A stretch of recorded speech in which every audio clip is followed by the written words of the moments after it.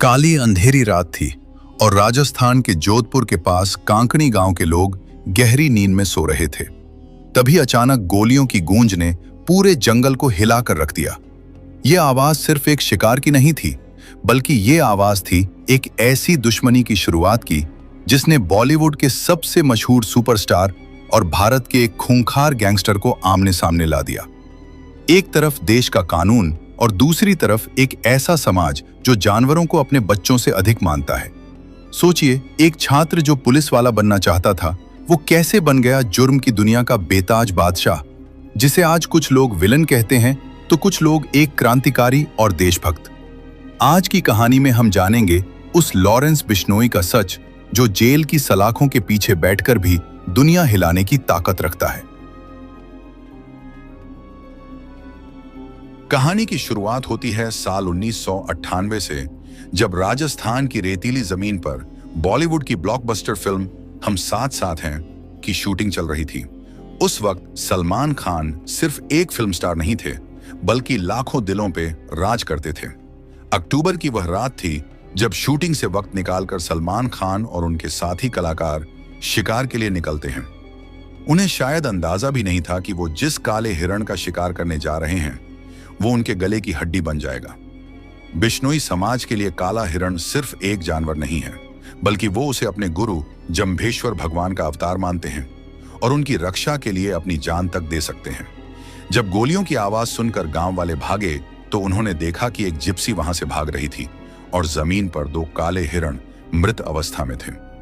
यह खबर जंगल में आग की तरह फैल गई। उस वक्त लॉरेंस बिश्नोई की उम्र मात्र 5 साल की थी। जी हां, सिर्फ 5 साल। लेकिन कहते हैं ना कि कुछ घटनाएं इंसान के जीवन की दिशा बदल देती हैं।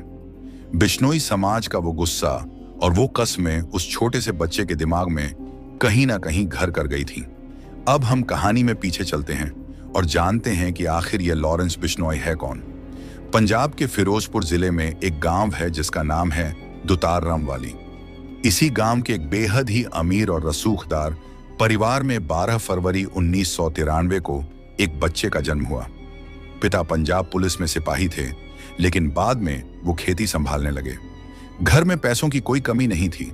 जमीन जायदाद इतनी थी कि आप गिनते गिनते थक जाएं। बचपन में लॉरेंस का नाम लॉरेंस नहीं था, बल्कि घर वाले उसे प्यार से कुछ और बुलाते थे। लेकिन क्रिश्चियन स्कूल में अध्ययन करने की वजह से और गोरा रंग होने के कारण उसका नाम लॉरेंस रखा गया। बचपन से ही उसे शान और शौकत से रहने का शौक था। वो शिक्षा में भी ठीक था और खेलों में तो उसका जवाब नहीं था। वो एक बेहतरीन एथलीट था और उसे पहलवानी का भी शौक था। घर वाले सोचते थे कि हमारा बेटा पुलिस अफसर बनेगा या कोई उच्च अधिकारी बनकर परिवार का नाम रोशन करेगा। किसे पता था कि यह युवक पुलिस की वर्दी तो नहीं पहनेगा, लेकिन पुलिस की नाक में दम जरूर कर देगा। लॉरेंस अपनी शुरुआती शिक्षा अबोहर से पूरी करने के बाद आगे की शिक्षा के लिए चंडीगढ़ आ गया। चंडीगढ़, जो कि पंजाब की राजधानी है और यहाँ की पंजाब यूनिवर्सिटी उत्तर भारत की राजनीति की हब मानी जाती है। यहाँ आने तक लॉरेंस बिल्कुल सीधा सादा युवक था। उसे बाइकों का शौक था, उसे महंगी वाहनों का शौक था। कहते हैं कि कॉलेज के दिनों में वो लाखों रुपए की बाइक लेकर घूमता था और हजारों रुपए दोस्तों पर खर्च कर देता था। वो यारों का यार था। अगर किसी दोस्त को कोई तकलीफ होती थी तो लॉरेंस सबसे पहले आगे आता था। यही वो वक्त था जब उसके जीवन में छात्र राजनीति यानी स्टूडेंट पॉलिटिक्स की एंट्री हुई। कॉलेज में चुनाव का माहौल था और जोश और जवानी अपने चरम पर थी। यहीं से वो रास्ता शुरू होता है जो उसे अंधेरे कुएं की तरफ ले जाने वाला था। चंडीगढ़ की हवा में ही कुछ अलग बात है। यहाँ की पंजाब यूनिवर्सिटी में छात्र संगठन यानी स्टूडेंट यूनियन का दबदबा वैसा ही है जैसा देश की संसद में राजनीतिक पार्टियों का होता है। लॉरेंस बिश्नोई ने डीएवी कॉलेज में एडमिशन लिया और वहां उसने सोपयू यानी student organisation of Punjab university join कर ली। शुरू में तो सब कुछ ठीक चल रहा था, पोस्टर लगाना, रैलियां निकालना और छात्रों की मदद करना। लेकिन धीरे धीरे वर्चस्व का संघर्ष शुरू हो गया। यह वह दौर था जब लॉरेंस की मुलाकात एक ऐसे शख्स से हुई जो आगे चलकर उसका राइट हैंड बनने वाला था, और उसका नाम था गोल्डी बरार। जी हां, वही गोल्डी बरार जो आज कनाडा में बैठा है। इन दोनों की दोस्ती कॉलेज कैंटीन और चुनाव प्रचार के दौरान हुई। दोनों के विचार मिलते थे और दोनों के अंदर कुछ महत्वपूर्ण करने की आग थी। साल 2010 और 11 के आसपास विरोधी गुटों से छोटे मोटे संघर्ष शुरू हुए। पहले तो बात सिर्फ गाली गलौज और धक्का मुक्की तक सीमित थी, लेकिन फिर बात इज्जत पर आ गई। कहते हैं कि जवानी में जब खून गर्म होता है तो इंसान परिणाम की परवाह नहीं करता। लॉरेंस छात्र संघ का अध्यक्ष बनना चाहता था, लेकिन विरोधी गुट ने उसे चुनाव हारने पर मजबूर कर दिया, या यूं कहें कि राजनीति के दांव पेंच में वो उलझ गया। बस यही वो पल था जब एक स्टूडेंट के हाथ में कलम की जगह हथियार आ गया। पहली बार जब लॉरेंस के खिलाफ एफआईआर दर्ज हुई तो वो महज एक मामूली विवाद की थी। उसने विरोधी गुट की वाहनों में आग लगा दी थी। पुलिस ने उसे गिरफ्तार किया, लेकिन वो जल्द ही जमानत पर बाहर आ गया। जेल की हवा ने उसे सुधारा नहीं, बल्कि और भी ज्यादा निडर बना दिया।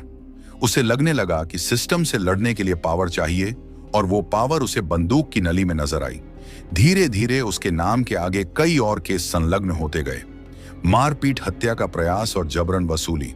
अब लॉरेंस सिर्फ एक छात्र नेता नहीं रह गया था, बल्कि वो एक उभरता हुआ गैंगस्टर बन चुका था। उसके साथ युवाओं की एक विशाल संख्या शामिल होने लगी थी। कॉलेज के युवक उसे अपना भाई, अपना मसीहा मानने लगे थे। वो उनके विवाद सुलझाता, उन्हें प्रोटेक्शन देता, और बदले में वो उसके लिए जान देने को तैयार रहते। यही वो समय था जब उसने अपना नेटवर्क बनाना शुरू किया। उसने पंजाब, हरियाणा और राजस्थान के लोकल अपराधियों से संपर्क साधा। गोल्डी बरार के साथ मिलकर उसने एक ऐसा प्लान तैयार किया जिससे वो पुलिस की गिरफ्त से दूर रहकर भी अपना काम कर सके। साल 2014 आते आते लॉरेंस बिश्नोई का नाम पुलिस फाइलों में टॉप पर आ गया था। एक बार पुलिस कस्टडी से भागने की कोशिश के दौरान वो पकड़ ढहा गया, लेकिन उसने हार नहीं मानी। उसका खौफ इतना फैल गया था कि प्रमुख व्यापारी और बिल्डर उसके नाम से कांपने लगे थे। लेकिन असली खेल तो अब शुरू होने वाला था, क्योंकि अब वो जेल जाने वाला था, और जेल ही उसका नया ऑफिस बनने वाली थी। जेल को आमतौर पर सुधार गृह कहा जाता है, जहां अपराधियों को सुधरने का मौका मिलता है। लेकिन लॉरेंस बिश्नोई जैसे लोगों के लिए जेल एक सुरक्षित पनाहगार और नेटवर्किंग का अड्डा बन गई। जब उसे गिरफ्तार करके जेल भेजा गया तो पुलिस ने सोचा कि अब शांति हो जाएगी, लेकिन हकीकत इसके बिल्कुल उलट थी। जेल की चारदीवारी के अंदर से लॉरेंस ने अपना सिंडिकेट चलाना शुरू कर दिया। आप सोच रहे होंगे कि यह कैसे संभव है। मोबाइल फोन और इंटरनेट ने जेल की सलाखों को बेअसर कर दिया था। लॉरेंस जेल के अंदर से ही अपने गुर्गों को निर्देश देता था। वो व्हाट्सएप, सिग्नल और टेलीग्राम जैसे ऐप्स का इस्तेमाल करके फिरौती मांगता और हत्याओं की साजिश रचता। उसका नेटवर्क इतना मजबूत हो गया था कि पंजाब, हरियाणा, राजस्थान, दिल्ली और हिमाचल प्रदेश तक उसके तार फैल गए। कहा जाता है कि उसके गैंग में 700 से भी ज्यादा शूटर्स शामिल हैं, जो उसके एक इशारे पर किसी को भी मौत की नींद सुला सकते हैं। जेल में रहते हुए उसने दूसरे प्रमुख गैंगस्टर्स के साथ हाथ मिलाया। उसने जग्गू भगवानपुरिया और काला जठेरी जैसे कुख्यात अपराधियों के साथ गठबंधन किया। यह गठबंधन इतना खतरनाक था कि पुलिस प्रशासन के हाथ पांव फूल गए। लॉरेंस बिश्नोई की एक और खासियत थी जो उसे बाकी अपराधियों से अलग बनाती थी, और वो था उसका दिमाग। वो कभी भी खुद अपने हाथ गंदे नहीं करता था। वो सिर्फ आदेश देता था और काम बाहर बैठे उसके लोग करते थे। गोल्डी बरार, जो कि शिक्षा के लिए कनाडा चला गया था, उसने वहां से विदेशी ऑपरेशन संभाल ली। अब यह गैंग इंटरनेशनल हो चुका था। जेल में बैठे बैठे लॉरेंस अपनी फोटो सोशल मीडिया पर अपलोड करवाता। उसकी तस्वीरें, जिसमें वो जेल की बैरक में महंगे पोशाक पहने हुए मूंछों पर ताव देते हुए नजर आता था, वो युवाओं के बीच वायरल होने लगी। ये एक बहुत ही खतरनाक ट्रेंड था। आज की युवा पीढ़ी जो रील और शॉर्ट्स की दुनिया में जीती है, उसे लॉरेंस का यह दबंग अंदाज पसंद आने लगा। उसे एक ब्रांड की तरह पेश किया जाने लगा। ऑरेंज टी शर्ट, माथे पर तिलक और चेहरे पर एक अजीब सी शांति। ये लुक उसका सिग्नेचर स्टाइल बन गया। उसने जेल से ही कई बार अपने इंटरव्यू दिए या अपने संदेश बाहर भिजवाए, जिसमें उसने खुद को एक साधारण अपराधी नहीं बल्कि एक क्रांतिकारी बताने की कोशिश की। वो अपने लोगों का ख्याल रखता था। अगर उसका कोई साथी पुलिस एनकाउंटर में मारा जाता या गिरफ्तार हो जाता तो लॉरेंस उसके परिवार की आर्थिक मदद करता। इस वफादारी ने उसके गैंग को टूटने नहीं दिया। पुलिस उसे एक जेल से दूसरी जेल शिफ्ट करती रही, कभी भटिंडा, कभी तिहाड़, कभी राजस्थान, लेकिन उसका नेटवर्क कभी कमजोर नहीं हुआ। हर जेल में उसके नए दोस्त बनते गए और उसका साम्राज्य विस्तार होता गया। उसने जेल को अपना हेडक्वार्टर्स बना लिया था, जहां से वो अपने काले कारोबार को ऑपरेट कर रहा था। शराब के ठेकों से वसूली, जमीन के कब्जे और केबल नेटवर्क में हिस्सेदारी से उसके पास लाखों रुपए आने लगे। यह पैसा फिर नए हथियार खरीदने और गैंग को मजबूत करने में लगाया जाता। अब बात करते हैं उस पहलू की जिसने लॉरेंस बिश्नोई को सिर्फ एक गैंगस्टर से ऊपर उठाकर एक कल्ट फिगर बना दिया है। सोशल